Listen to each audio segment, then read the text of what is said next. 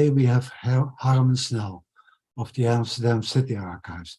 He is a well-known figure in the world of Sephardic genealogy.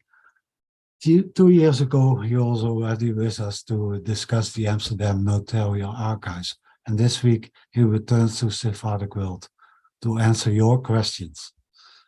Harmen Snel has worked at the Amsterdam City Archives since 1981, so he has 41 years of experience in also in Sephardic Jewish genealogy, as well as genealogy, archives, etc. in general.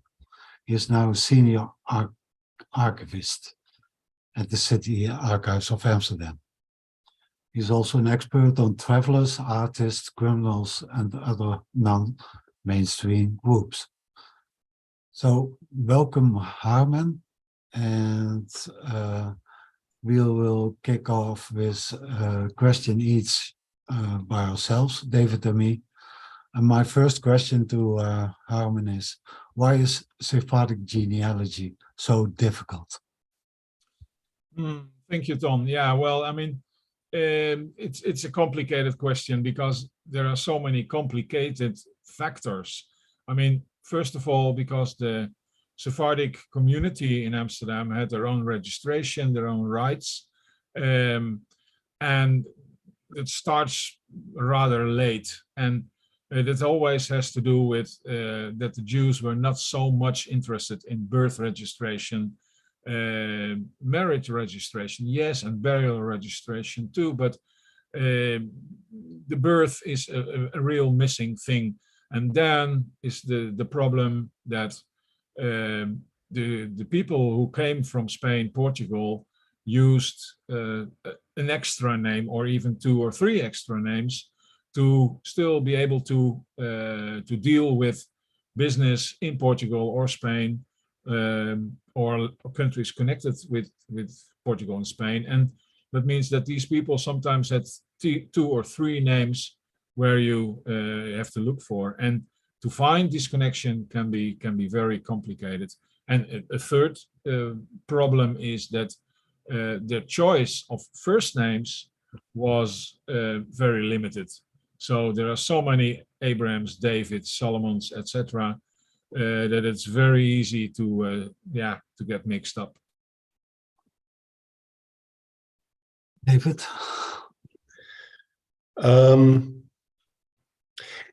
Yeah, I mean, my first question is on whether there are census records in early modern Amsterdam, like city census records, for example.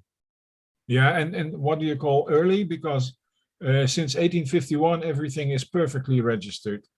I mean, our period is essentially from, you know, the arrival of Jews in Amsterdam until 1800, 1810, around then. Yeah, well, the answer is no. There is. I mean, there is no city registration of people coming in, going out, who was living there. Sometimes there are calculations about how many people lived in Amsterdam, but it's never on a personal basis with names. And there's only one exception, that's in the middle of the 18th century, the so-called personal acquisition. But it's about taxes, and only the people who are earning most of the money are in there. So it's only a limited group, and that's middle 18th century. That's the only. Yeah, sorry, Bob was asking about sort of city directories or business directories. Were there then? Yeah, what does it mean, city directories or business? I mean, the city, in fact, you should understand that Amsterdam did not register anything about certain groups, only what was important for them. And the Jews, the Sephardic Jews, were a bit outside the community. I mean, they had their own situation, their own rights, and they were dealing, of course, with their businesses, etc., but not so much with the city. I think Bob meant, are there telephone directories address directories. Oh, is that the question? Yeah. Yeah, okay. I mean, well, the telephone Really? well a bit late in the Netherlands, not for the 17th or 18th century. And address books started in the beginning of the 19th century, but these books were for people who wanted to make their name well known in the city, meaning that they had to pay to come into these books. And these books are there from 1820s. But since the 1850s, there is a civil registration with every movement of address and change in the family situation. So in fact, you don't really need these address books or later telephone books. I mean, they were there, but end of the 19th century, beginning of the 20th century, of course, they were there. Yeah, sure. And you can find them on the website. Adresboeken or telefoonboeken. And telephone is with an F and not with a PH. Okay.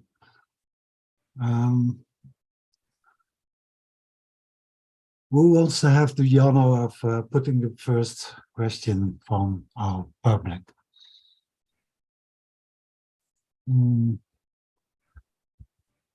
Well, maybe you can think of one, and we will go on. We have a question from Arnold. He says, "My family is very mixed Ashkenazi Sephardi.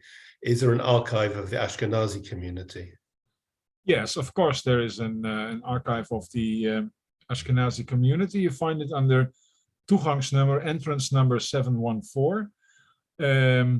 But the mix between Sephardi and Ashkenazi is in fact mostly a mix after 1811, or better said, after 1810. Before 1810, the Sephardi community didn't accept marriages with Ashkenazis. And of course, this happened, but for the Sephardi community, the marriage was not legal. So in practice, the man could stay into the Sephardi community, but his wife and children were not welcome and had to stick to the Ashkenazi community. And after 1810, when it was, then these two communities came together and they make an agreement that the woman follows the husband. So then you see that the Ashkenazi women were welcome in the Sephardic community and vice versa. So there are archives of both groups, but the Portuguese community, the Sephardi community, has a huge archive, and the Ashkenazi community is rather poor, especially for the 18th century. Okay, thank you. Is there a reason for that? Just they were smaller or poorer, or? Well, I mean, the Ashkenazi community was smaller in the beginning, and then about 1720, they were more or less equal in size. And afterwards, the Ashkenazi community became much bigger. And in the end of the 18th century, let's say 1795,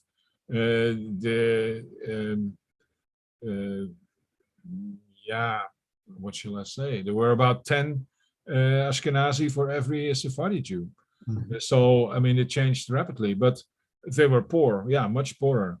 I mean, in the Ashkenazi community in the 18th century and also afterwards, 2/3 of the community needed support, financial support, bread support, whatever support from their community. And the paying members were only about 1/3 or even less of the community. So they were much poorer, yes. Although, of course, there were rich merchants, Ashkenazi merchants too. We have a lot of sort of members and participants from Brazil, and you previously mentioned about the West Jews in the West Indies company. I have absolutely no knowledge of their records or archives or anything. Can you enlighten us on that, please? That's a complicated one. I mean, because the Dutch were in Brazil up till the middle of the 17th century, and many Sephardic Jews moved there, or directly from Portugal, Spain, or indirectly. There was a huge group of Sephardi merchants there, and plantation owners, etc. But when the Dutch lost this colony, most of them went to Suriname or other places in the Caribbean, or afterwards even to the United States, and some went back. But the archive of the West India Company is lost for for the biggest parts. I mean, especially for the earliest parts. So you won't find much there. I mean, if you want to find something, you find it in the Amsterdam Notarial Archives, you find it in the Suriname records, but not much in the West India Company, because these people were merchants there. I mean, they were not, they didn't have a job for the West Indian Company. I mean, Yes. that's something else. I mean, which people had jobs? Yeah, soldiers and people like that, but there were not many Jews. So in the West India Company archives, you won't find much about Brazil or even Curacao or Suriname or whatever. So most of it you'll find from people who came back and still had relations there, or business that was going on, but not much about the people who lived there. There are a few lists, especially about the sugar merchants and things like that. But in the Netherlands, there's not much to find directly when you talk about archives of Sephardi Jews in Brazil. Thank you. Michael, you have a question. Yes, hi, good evening, everybody, and nice to be here, and very nice to see you, Harmen, here. So my question is that, as you may recall, Harmen, there were two family members of mine that we never were able to find the marriage records of, and I sort of wondered whether outside the Amsterdam archives, there are archives in other cities of the Netherlands that work in a similar way, whether you will find sort of registration of the Trouwen and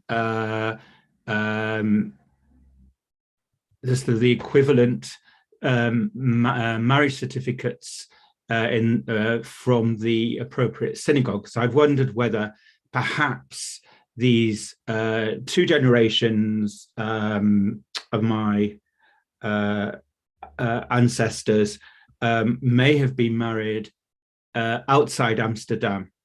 I actually went to Hamburg and Bordeaux and Bayonne, and while I did find records of the Ramos family and the Lopez Pena family in Bordeaux, and actually even Isaac de David Ramos, in some of the records in Bordeaux, there's no evidence of a marriage there. So I just wondered whether it might be worth checking other cities in Holland the Netherlands for these types of records, if they exist.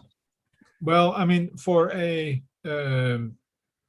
marriage, there is always also a community needed, and in the Netherlands there was in fact only one other real Sephardic community, and that's in The Hague. Mm-hmm. And there were only a few Sephardic Jews in Rotterdam, but there was no community. I mean, there were not enough people, and it's very unlikely to find marriages in other cities. Maybe in The Hague, yeah, sure, but I mean, what was the relation of the Ramos family with The Hague? I mean, that could only be a relation because of the partner who had a relation there. Mm-hmm. And I mean, in this 17th century and also in the 18th century, but they were so not staying all the time in the same city, that if you find a partner somewhere else, and especially if the bride's family is living there, then you marry there. Yeah. It can be Hamburg, yeah, sure. I mean, but there you didn't find it. But it can be, what shall I say? I mean, what you should do is try to find out where in Northwestern Europe were Sephardic communities, but not only that there some Sephardics lived, but really a community, and see if there are a few that you missed, because and then see what publications they have on publication of the ban or ketuboth or whatever. And then there is, of course, the not so funny explanation that people married, but only had a church marriage, a synagogal marriage, and not a public civil marriage. And that happened too, and that happened a lot, and that happened a lot under Ashkenazi Jews, but it also happened with Sephardic Jews. I mean, in Amsterdam there was no need for, but in smaller cities, it is possible that they were married by a rabbi and not did their civil thing. Right. And there we're gonna miss the thing, because most of these rabbi marriages, there's no registration, and so you really have to depend on the civil registration, and that was in fact it's so logical, because it was not important for them. This whole civil thing was not a religious thing, so it was not important for them. Yeah. So why should they bother? You know, I mean, that's the argument that was used by the Ashkenazi as well. I mean, there are really a lot of publications of the ban and civil marriages are missing, and and also in the 1790s, when the situation is already fixed completely, there are still a lot of people who think, yeah, why should I bother? It's not my thing. So. Yeah. Well, thank you very much. You're I mean, welcome. it could have well been in Bordeaux. Not all the records. I mean, I was told there that it can. The records are not necessarily complete, and it's probably most likely it was because, of course, the bride's family. In the case of Isaac Ramos and Rosa de David Lopez Peña, it's most likely it was. But I haven't been able to find anything at all, other than the fact that they were there at various stages as well. I mean, that's the other interesting thing, the degree to which this family clearly traveled. It surprised me, actually. But okay. Well, thank you very much for that. You should also try Rouen or Nantes. All right. Because these cities were all connected by the people, and there were communities as well. Yes. Okay. Great. All right. Well, thank you very much for that.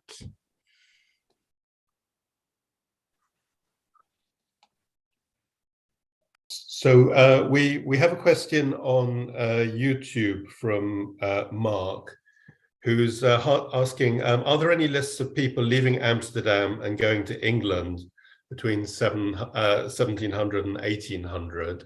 Now, some of us are already aware of despachos, but perhaps you can mention those. But are there also any other places we may find these names?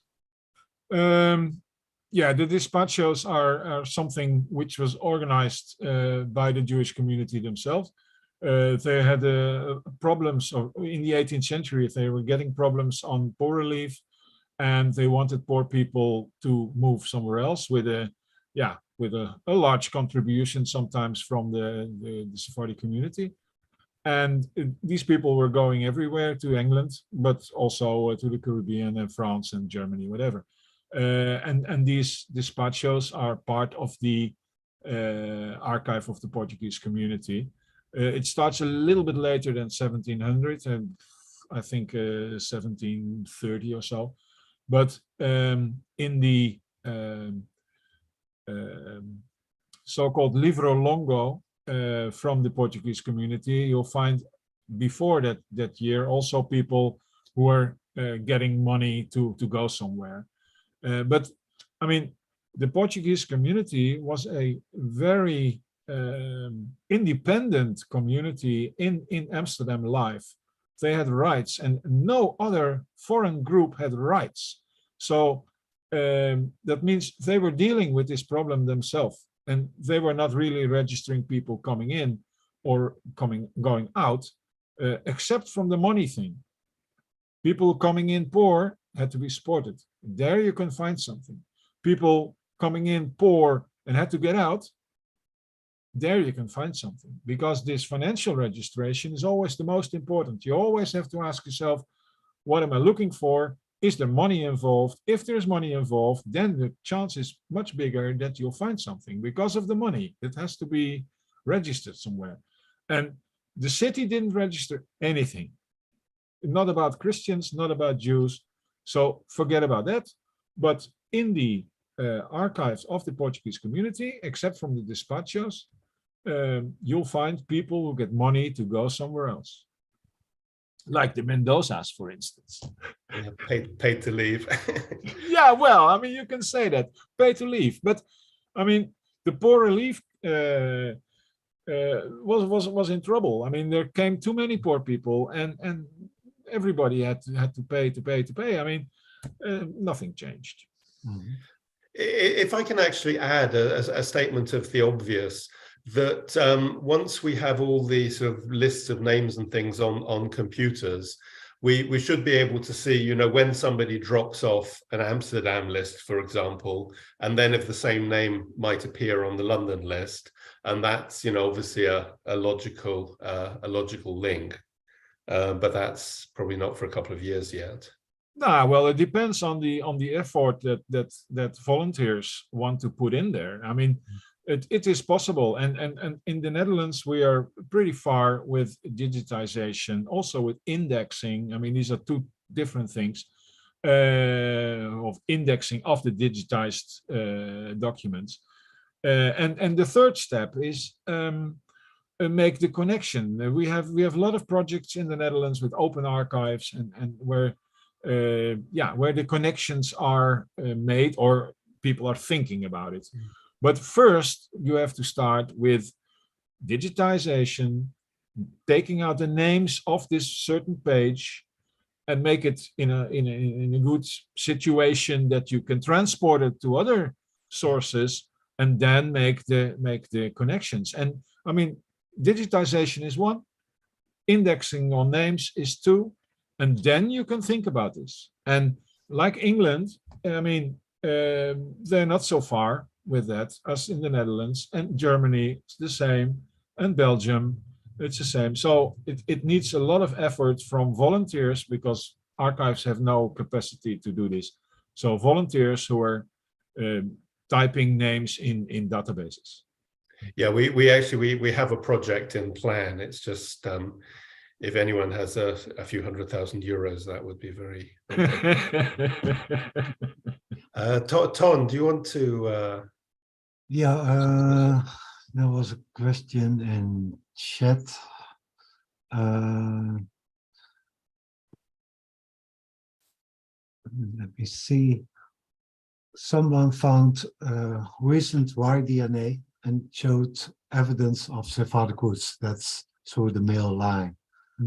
Families of interests are Pinto or Pintos. Are there any Pinto or Pintos among the despachos? How can I find a link in the early 1700s? Well, that's in those lists of despachos, I think.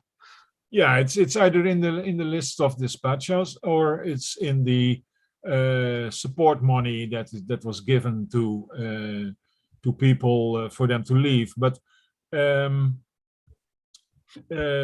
yeah, well, I mean, Pinto is a complicated name because there are more different families, rich ones. There are even Ashkenazi families with that name.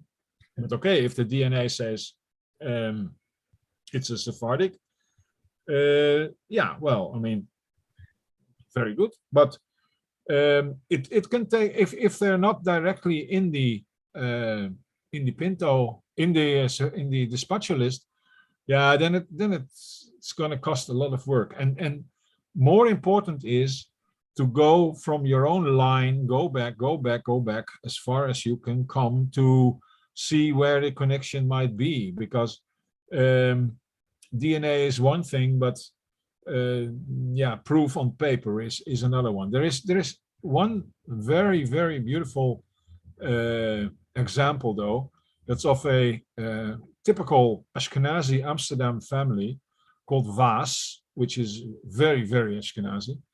And there is a certain person in Israel who had this same kind of research, and he had a relation with somebody from Aleppo in the male line, somebody from Aleppo, but the connection was 20 generations ago.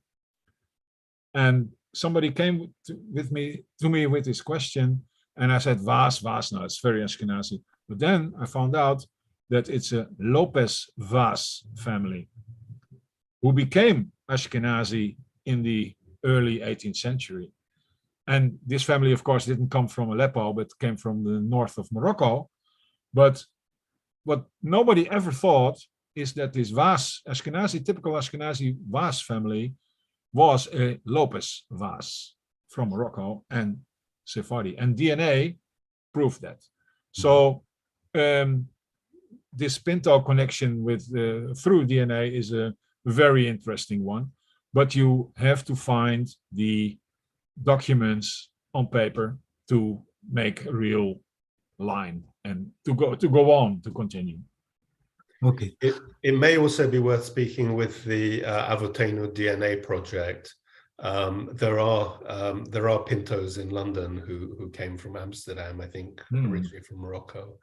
And as Doris is looking at Y-DNA, that might be another route to look at. A question from David Silvera. There are early trade guild directories.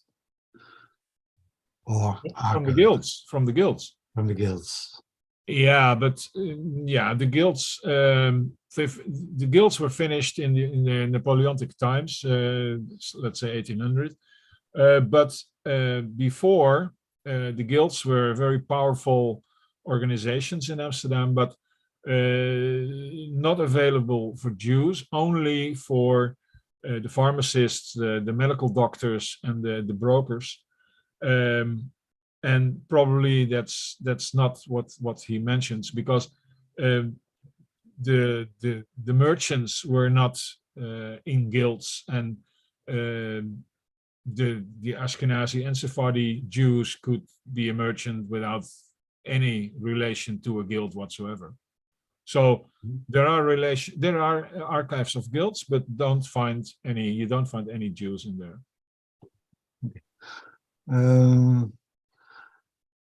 Are there any archives that cover the cigar making communities? Yeah, that's a good one. I mean, so many people left the Netherlands 1850, 1860, 1870, and almost all of them had to do with cigar making. It's really astonishing. But I mean, no, there are not really direct archives in connection with that, because this was a so-called house business. This was what people were doing at home with the whole family sometimes. So people were buying some tobacco, made cigars, sold them on the streets. This was not an organized thing. So there are, as far as I know, no connections to archives and cigar makers. I mean, in the south of the Netherlands, this was a big business too, and afterwards there became in the south of the Netherlands, but that has nothing to do with Jews. There were many very large cigar making factories there, but this had nothing to do with Jews, and this was later as well. This was later. So no, answer is no. Bernard, you have your hand up. Do you want to unmute?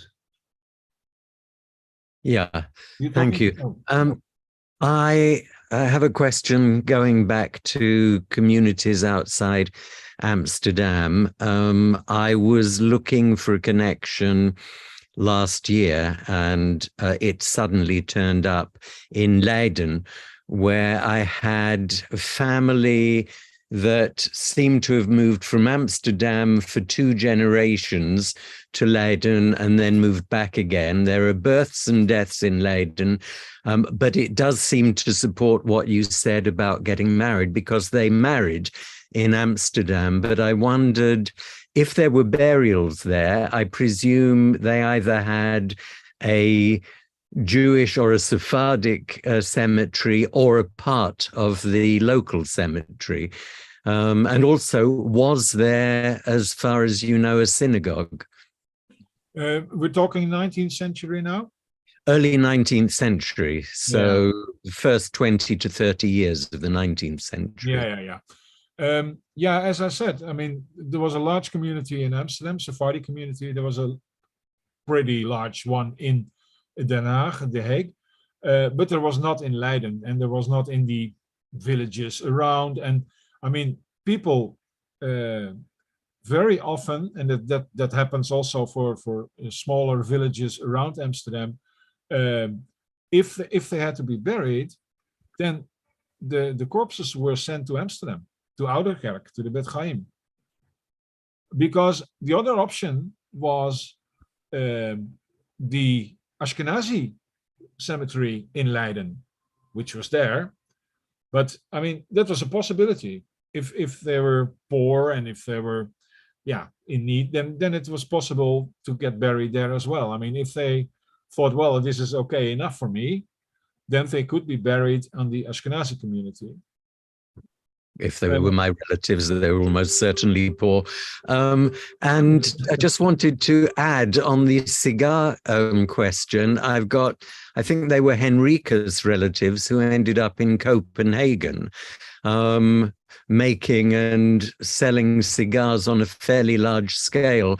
And one of them had one of the only 3 Sephardic synagogues in Copenhagen in their house. But they had come from Amsterdam originally. So I don't know if that is of any help to anybody who's looking for cigar connections. But when was this cigar connection? Would be mid 19th century. Yeah. Okay, but that was the. Okay. I should say something else. I mean, there has been already from the early 1700s. There has been a lot of tobacco industry in the Netherlands, and it was done for a large bit by Sephardi Jews, also by Italian merchants, already from the beginning of the 18th century. And most of it was either sniffing tobacco or it was transported to other countries, and housework, housework for poor people to make cigars, etc. And in the middle of the 19th century, it's very strange, but from one moment to the other, you see that this is typical Amsterdam Jewish business, Ashkenazi and Sephardi, but mostly from poor families. And then most of them, they move to London, and others go to other countries too, to Copenhagen. Yeah, why not?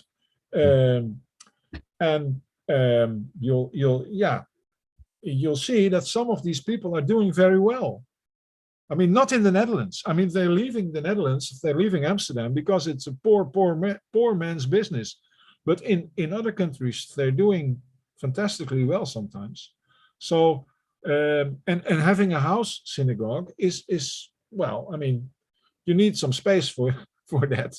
So you need a house which is a bit larger than the house of your neighbor. So these people probably did well, but they started poor. I can imagine that if they started poor. Thank you. You're welcome.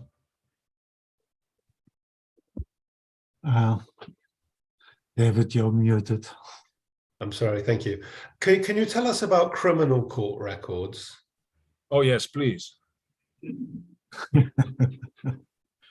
Yeah, well, I mean, there is a large registration on criminal records.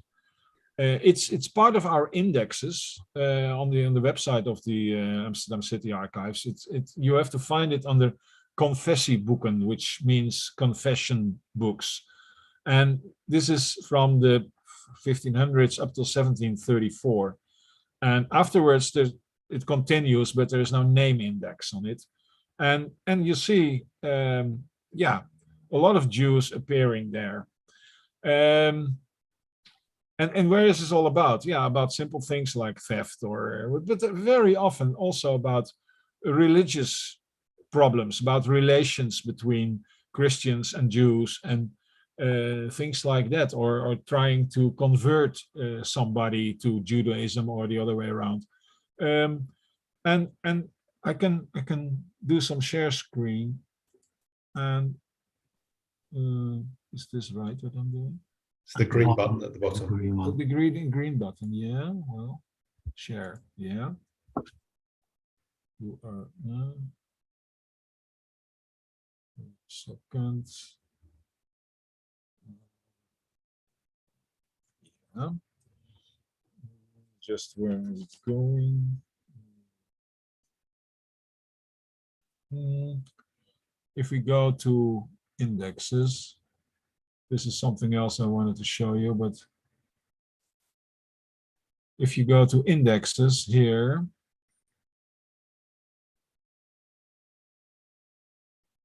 there is a option uitgebreid zoeken, which is extra possibilities.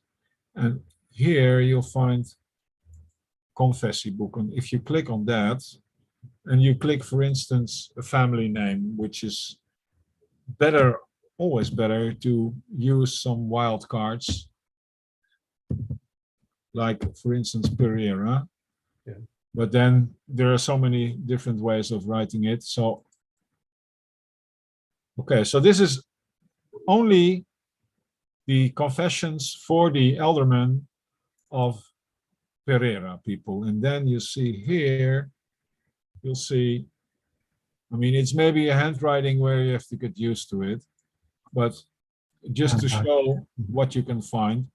And here you find Salomon Pereira and Salomon Figon, and they declared under oath that they know a Portuguese named, one is the Manuel Alvarez Furtado, and the other one, and that one has been the schoolmaster of a Salomon Pereira, and he lived in Saint-Jean-de-Luz in France. And the other one is Gasparo Rodriguez Alito, and the third, etc., etc. Duarte Gomez, blah blah blah. So this is a 1640 something declaration, and all the names have been taken out. Either the people who gave their witnesses declaration, others the people who really did it, and yeah, I mean this is possible to go through indexes. Oh, stop share. Yeah, so I'm back. Yeah, stop share. So indexes and confession books. I mean, there are a lot of Portuguese Jews in there, and also Ashkenazi Jews, of course. But and after 1720, there are more Ashkenazi Jews than Sephardi.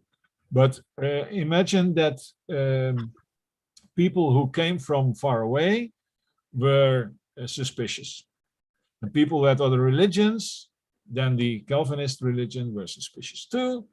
And so, in fact, there are quite some Sephardi Jews in the criminal records, and about everything. So it is possible to go through a name, but use these wildcards, this extra possibility for more possibilities on the name. Like Pereira, you can write it on 20 ways, but with other names there are sometimes even more or less possibilities. Thank you. And Howard is asking about the bankruptcy court records. Yeah, this is in fact not indexed, but it's possible through the inventories on our website. I must say this starts in fact pretty late. I mean, so let's say end of the 17th century, and it's very interesting if you find people in these bankruptcy accounts, because you see a lot of business what they were doing or debts that they had with all these people. You find it under desolate boedelskamer. This is for English speaker probably a very strange word, but desolate. If you just type desolate, then you'll come there. And in this inventory, you can just type a name and you'll find in the list if the name is there. So it's not under indexes, but in the inventories. But if you type desolate, then you type the name, then you get into there. Mm-hmm. But it says nothing about genealogy or where people came from or with whom they were married. It says just things about business, which is interesting too.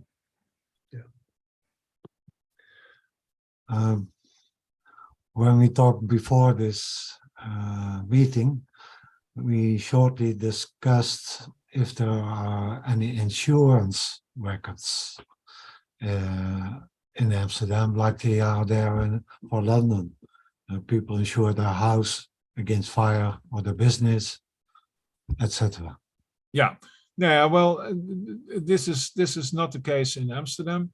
I mean, there, of course, were at a certain point, there were insurances for house and fire and things like that, but that's, 19th century and not earlier.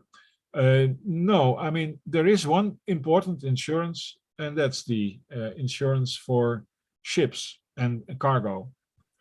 And and there is an index. There is an index in the so-called Averij-Grossen. I can show you again.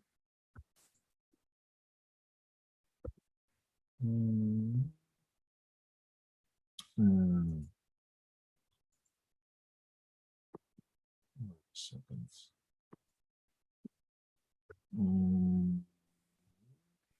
Indexes. Or did I show already? No. I just showed you, Ton, eh? Yeah. Okay, so uitgebreid zoeken here on the corner, and you go to Averij-Grossen, which is a strange word again, but if you forget this, then look at the YouTube film in a week. But Averij-Grossen is an insurance for ships and cargo, and if you can look for names, but this is just the names of the captain, whatever. If you look for destinations, for instance, Lisbon. There's a strange sign in Lisbon. Yeah, well, I mean, it's probably registered as Lissabon. I mean, how many English know that Lissabon is the Dutch word for Lisbon? That's correct. Yeah, so I mean, always use these wildcards. So, for instance, here, Joseph Wakam, and then you see that he comes from Lisbon, goes to Amsterdam, and he's the captain, Joseph Wakam, and blah, blah, blah. Now they're talking about the ship, and the ship is called the Samuel of London, coming from Lisbon to Amsterdam. And if you go to the next page, you see all the people bringing the cargo in, and there's something lost on the cargo. For instance, Manuel Diaz del Campo, 35 boxes of muscovado sugar, worth 5,250 guilders. And that is a lot of money, really a lot of money. And there are other people who are having cargo in the ship, like Joseph Enriquez Medina. He has Brazil wood, worth 800 guilders. And in Miranda, worth also sugar, worth 12,000 guilders. I mean, you could buy a large house for that.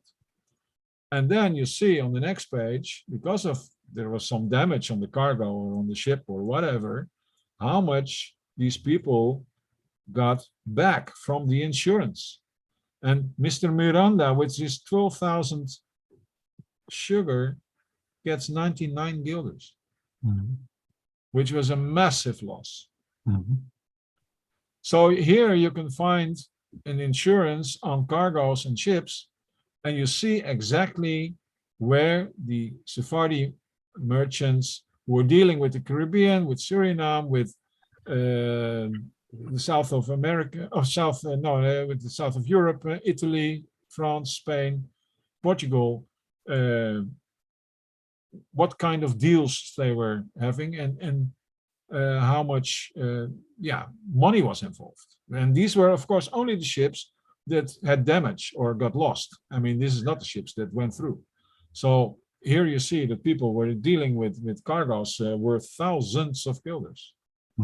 And what kind of cargo it was. So that's the insurance that we have. And I mean, especially for Sephardic Jews, there's a lot of information to get out. I mean, not of course the genealogical information, but more what they were dealing with and what was their business. Yeah, and when do these registers start?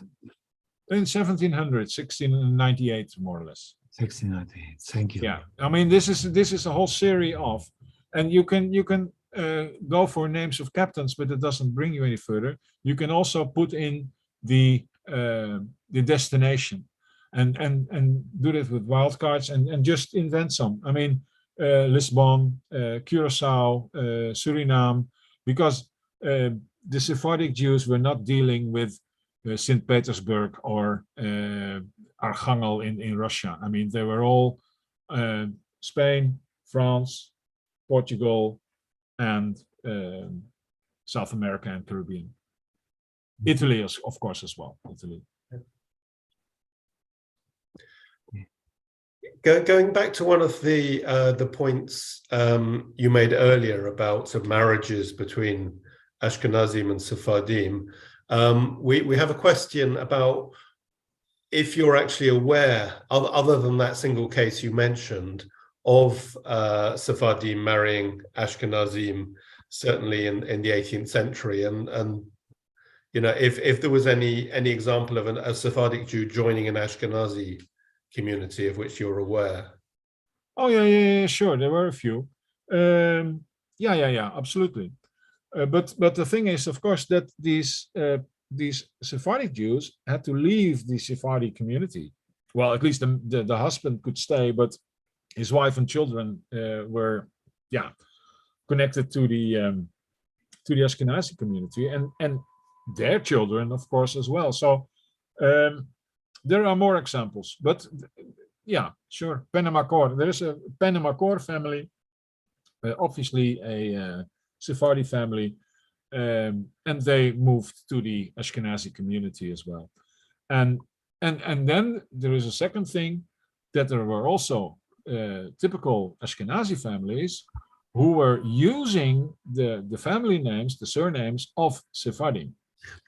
Yeah, so there is a Ashkenazi Pinto family, there is a Ashkenazi Allegro family, and the original name of the Allegro family was Deutsch, and they came from from the Rhineland, more or less. So I mean, and the Dutch Allegro family still is convinced that they were Sephardi, but I mean, so it's both ways around. But there were not so many. I mean, there were many relations between Sephardi men and Ashkenazi women, but they never ended up to marriage. I mean, these were short-time relations with children. You'll find a lot of them in the notarial archives. But I mean, having a relation with an Ashkenazi woman, no problem. But getting married, that was a problem for both parties. Okay. I think actually this was Ton's question, but it's interesting because was the Portuguese Jewish archive is enormous. I mean, how much do you think has got lost over the years, or is just, you know, From disappeared? the archive of the Sephardic community. Yes. Oh, yeah, it's hard to say, but you never know what was there and what was not. But I think there was not so much lost. Not so much.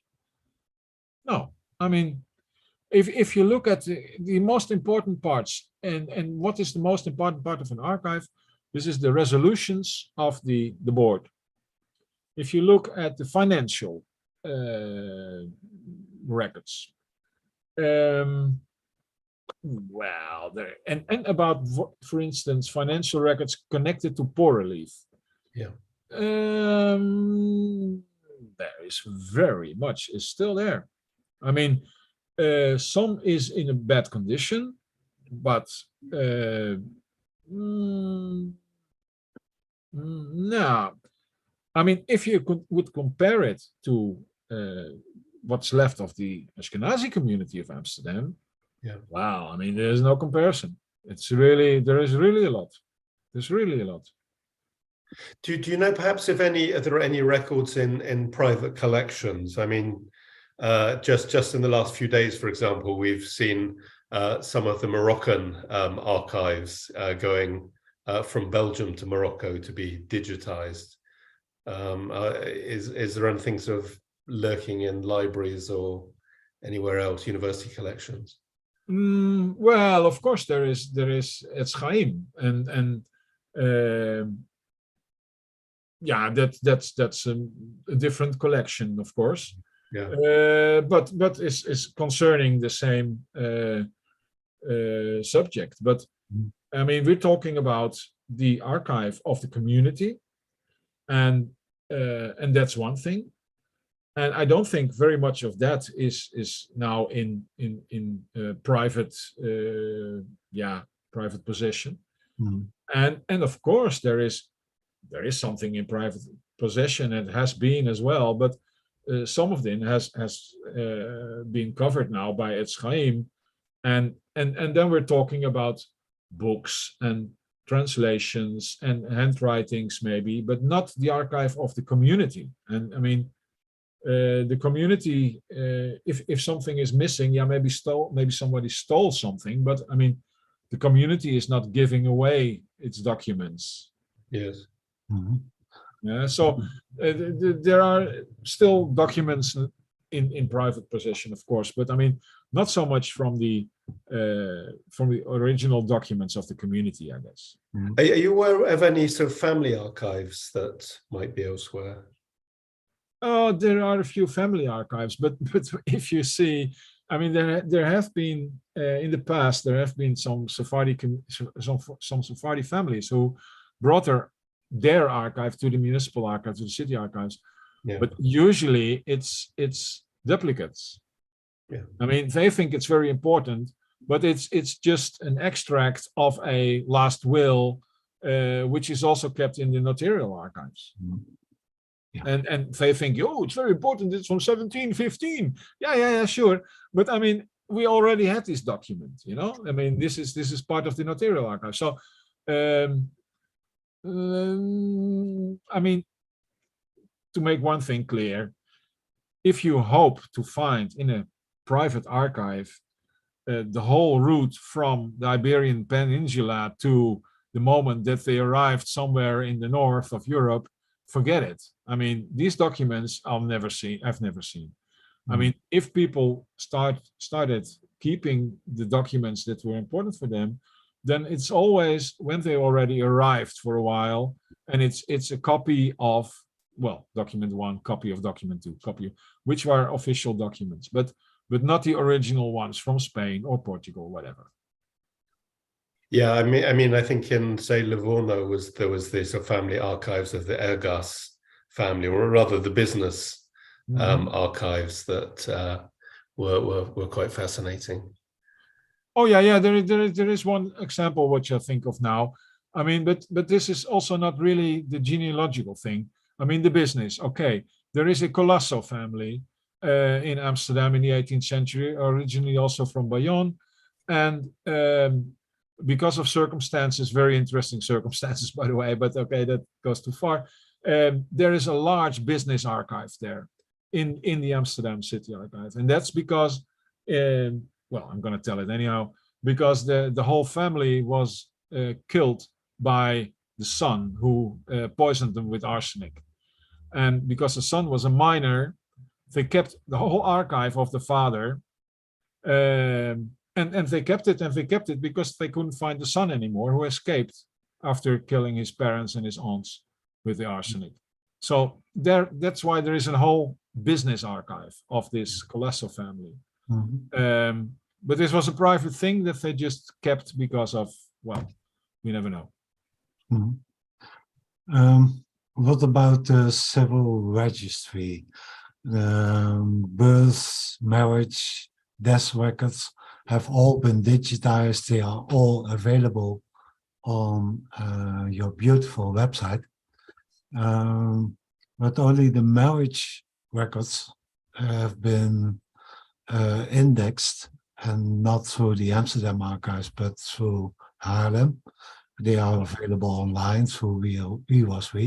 What Yeah. are this are indexes to the birth records and Death records, death records, and obviously that's a few hundred thousands people, of, and of so people. deeds. Yeah.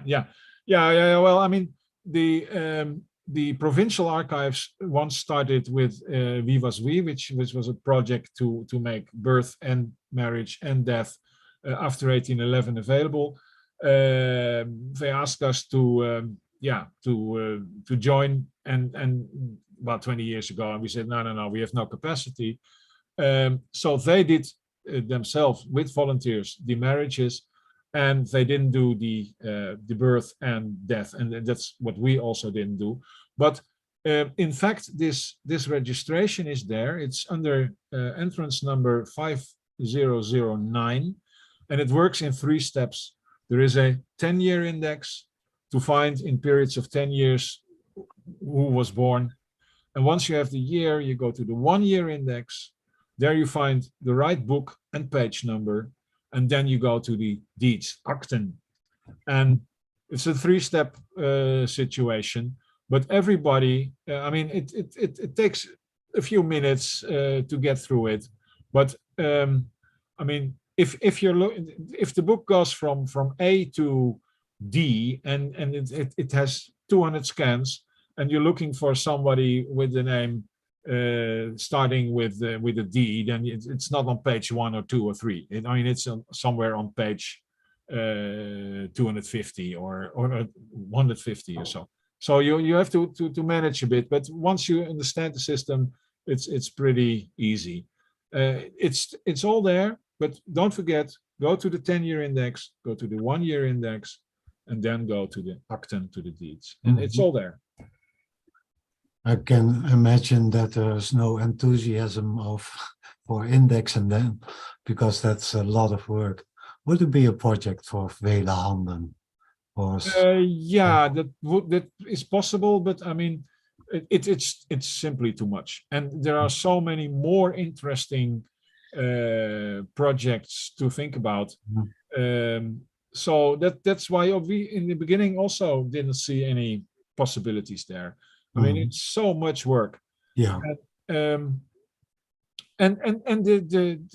the system that they invented themselves since 1811 to make it available, it works. I mean, everybody who is looking for a birth or death in Amsterdam goes to entrance 5009, burgerlijke stand, and go to and then you'll see it 10 jaar tafel, 10-year index, 1 jaar tafel, 1-year index, and then I mean, you have to get used to it, but I mean, half an hour and you'll find out, and you'll find them. For those of us who are still relying on the records on the microfilms that the Mormons once made and digitized later and made available on the website, that one works much worse and takes much more time to research, and the quality of the scans is because it's from microfilm is very and filmed in the 50s and the 60s. I mean, these digital images are from 10, 15 years ago. I mean, if people have questions, I mean, not research questions, and not about my ancestor came in 1650 from Amsterdam. I mean, that costs too much time. But if people have research questions about how do I find a birth of 1825, just send me an email or send Ton an email and he can forward it to me. I mean, this cost me only a few lines to answer you. So again, no research questions, but about families, but just in general, I can always answer that easily because but try yourself and you'll find out it's not too complicated. Yes, it isn't. If we are looking specifically focused on poor people in the 18th century, are there any sources that we haven't already mentioned that are worth checking?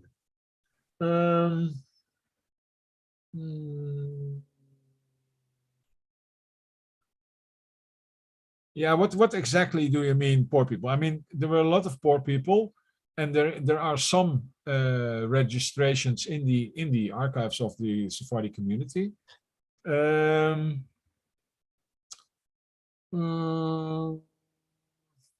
What else do you have in mind? Well, I'm not sure either sort of where people lived or, well, criminal records we've already touched on. I presume charity records would only be within the community itself. Exactly. To be honest, I'm not sure. I'm just like hoping to find some, you know, obviously when people are poor, there's not so much written about them. Maybe there's some wonderful source we never heard of. No, there is not a general source we've ever heard of, because if it would be so, that we would have heard of it. But I mean, but an important thing is that, and that's when you live far away and have not really the clues about the Amsterdam Sephardic community. It's very important to see that this community was built up in certain levels, and you had the very old noble Spanish Portuguese families who were there already in the beginning of the 17th century. You had the next generations coming from Spain as well, and also from France and Italy. And then you had the 18th century where it changed. Then the people came from Morocco, from Italy again. And these people in the 18th century, and also the late Portuguese and Spanish, they were poor. And these levels, they didn't really mix. So you really have to see that most of the poor people in the 18th century, they were of Italian ancestry or Moroccan ancestry. And they never ever mixed with the old, the old names like Curiel or Senior and, well, Teixeira de Matos. So you'll have to try to understand on which level these people were living in Amsterdam, and then you'll understand also their financial possibilities, and also even if there are possibilities in other kinds of archives, because the Teixeira de Matos family, you'll never find them in the criminal records. But the Italian Jews from the 18th century, there's a big chance, not a big chance, but a better chance to find them there. And you'll always see that the Italian migrant family marries to another Italian migrant family. And so there you have to try to find what are the connections. I mean, because people stick together, and it happens now, but it also happened in the past. A French Jewish refugee family preferably marries to another French refugee family, and that's with the Italians, that's with the Moroccans, that's with the noble Spanish and Portuguese from the beginning. So and from that moment on that you understand what kind of level these people were living in, it gives you maybe more possibilities to go directly to other archives. And of course, very important is the notarial archives that are still every year giving more and more information also about the poor. Yeah. Mhm. Were the city fathers monitoring the community? I mean, are there sort of secret police records or equivalent, or just notes on what the Jews were doing? No. In fact, the city had no idea about how really life in Ashkenazi and Sephardic communities, what happened and who was who. They had no idea. Yeah. So, I mean, the secret police was not secret anymore, but they had no idea. But the real influence started after Napoleon, when the authorities understood we have no idea what's going on and who is who. So now we take policemen who are coming from that community. And before that, in the 200 years that the Sephardi lived there, and the 150 years that the Ashkenazis lived in Amsterdam, the authorities had no idea about who was who and who is doing what in these Jewish communities. It's amazing. Okay, sorry, so this will sound like a very ignorant question, but what was the administrative situation? That's to say, was the city of Amsterdam sort of completely autonomous within the Netherlands, or was there a sort of layer of North Holland above, or how did all of that work? Amsterdam was the most important city in the Netherlands, and that's what they wanted to know as well. I mean, they were also the most important, of course, in the province of Holland, which was the major province in the Netherlands. But there were Staten-Generaal, that was the council of all the provinces. But the Holland had a 50% influence in there. So, and all the other provinces had the other 50%. And Amsterdam was the most important of Holland. So, I mean, you can imagine that their influence in The Hague, where the authorities, the country authorities were situated, it was enormous. And Amsterdam decided more or less everything. Is there then a Holland, a province of Holland archive that might have anything of interest? Yeah, well, the province of Holland is in fact in the National Archive in The Hague, because the division between North and South was after Napoleon. Before Napoleon, there was one province, and this archive is in the National Archive in The Hague. And there you'll find, for instance, the High Court, Hof van Holland, where people had to go if they were having a problem in a lower court. And this was the highest court, was in The Hague. And the archives are kept in the National Archive in The Hague. And there were cases, of course, with Sephardic Jews as well, who didn't get their rights in Amsterdam or in the city of The Hague. They had to go to this higher court as well about heritages or about costs that had to be made or not had to be made. And but I mean, there were not so many Sephardi Jews living in the countryside. So, I mean, everything stick to Amsterdam or The Hague, more or less. Mm. So, I mean, if the whole province is full of Sephardi Jews, then you can expect something there. But that's not really the case. What about, and I'm sorry, a little knowledge is really dangerous, but everyone's heard of the window tax in Amsterdam. I mean, are there records of bizarre of various taxes that might basically indicate who was living where and what they were paying? And when? In which century? Again, mostly I'm talking about the 18th century. Yeah.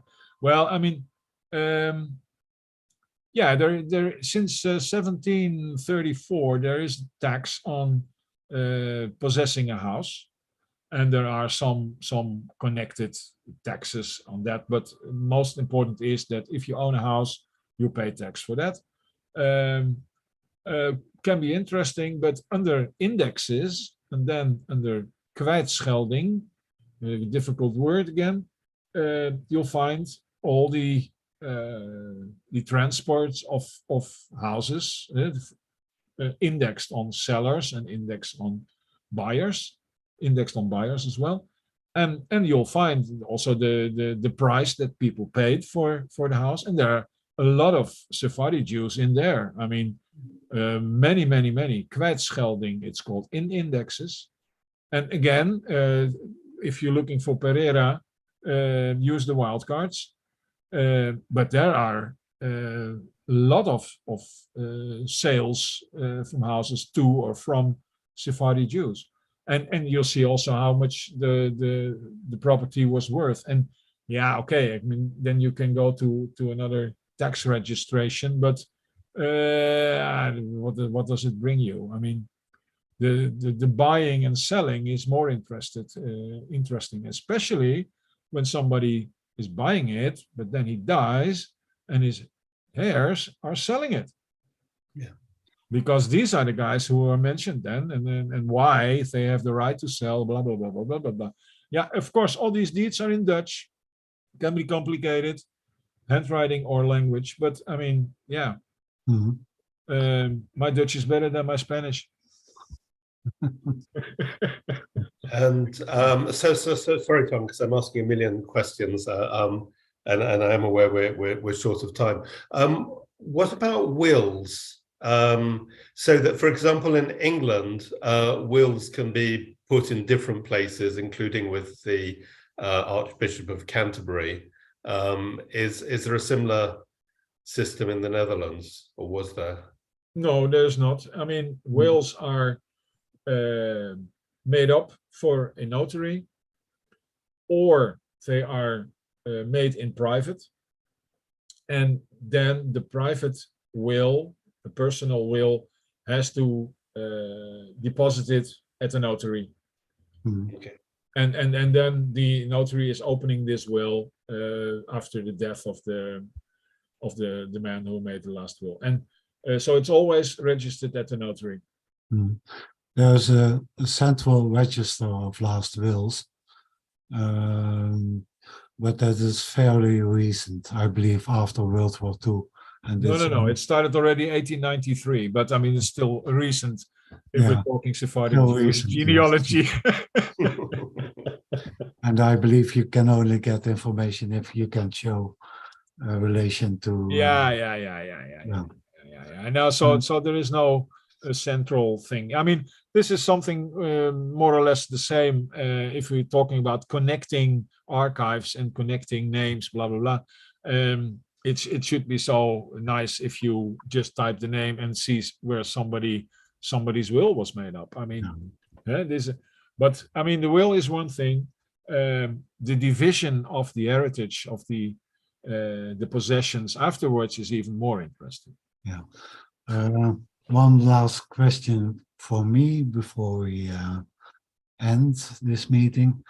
You must have answered thousands, maybe tens of thousands of questions about genealogy, Jews, Sephardi Jews, Ashkenazic Jews, in the past by mail, slow mail, later by email.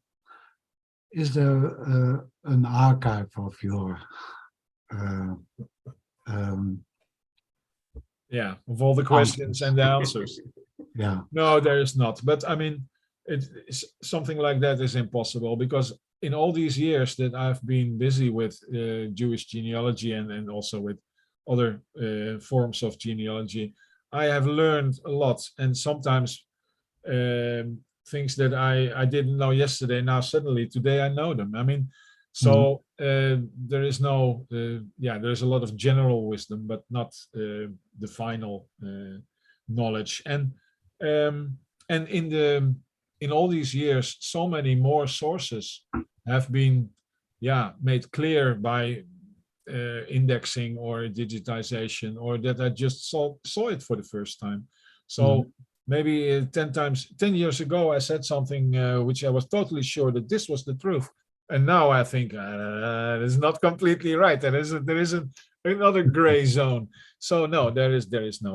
But the only thing that I can say on that is that I try to publish certain exceptional things that it's not getting lost. But genealogy is a profession in my case, or a hobby for others, which is a very personal thing, and it is impossible to write down or to find a way to get it all in one system for later for others, because I can write it down, but if you don't understand what it's all about or don't have the same experience, you cannot really do very much with it. So you have to do it yourself anyhow. I can only give you leads, not the answers. Thank you. David? We've overextended as we always do. I think perhaps at some future date, perhaps not with Harmen, we need to come back and just have a some masterclass on how to actually use the archives. We've had how best to have a search strategy, but sure, that's something for another year. Very good. I mean, if people are really having direct research lines that they wanted to question about, I mean, that's fine to me too. I mean, just questions like this is okay, but direct search lines are interesting, and you may come back, no problem. But on the other hand, and I mean, everybody, if you are researching Jamaica or England or whatever country, France, if you have experience with that, everybody knows it's never going from A to B directly. It's always a long line with a lot of coincidences and many sources that are not there. I mean, things like that. So research lines, okay, but I mean, it's not always working like that. Yeah. Thank you. Okay, people can write you an email. Can I betray your email? Sorry? Can I give your email away? Yeah, sure. Yeah. My work email, eh? You're working, of course. Yeah, you can. That's h.snel, S-N-E-L. Oh, well, okay, fine. At Amsterdam.nl. It's very simple and direct. h.snel at Amsterdam.nl. So, and Snel with only a one L. Important to mention, yes. Yeah. In the Netherlands, it's not a problem, but especially in the English-speaking countries, people imagine, that must be double L. Yeah. So, yeah, and Michael, good to see you again. It has been a long time. Indeed, thanks very much. Very interesting. Yeah. Good. You're living in Portugal now? No. Spain? No, Spain. I'm Spanish, not Portuguese. Oh yeah, no, Spanish. You're Spanish. Yeah. Because, but yeah, no, I'm not living there yet, I'm afraid. Someday. Oh well, you've got time. Let's hope so. Yeah, sure. Well, anyway, thank you. Thanks. You're welcome. So thank you everyone over on YouTube for watching. Thank you to our patrons here with us on Zoom. And a special thank you to Harmen Snel. I've learned a lot of things, I must say, today. Now, there are some things that I will look at very fast. And thank you for the insights. We hope to see you all again next week. And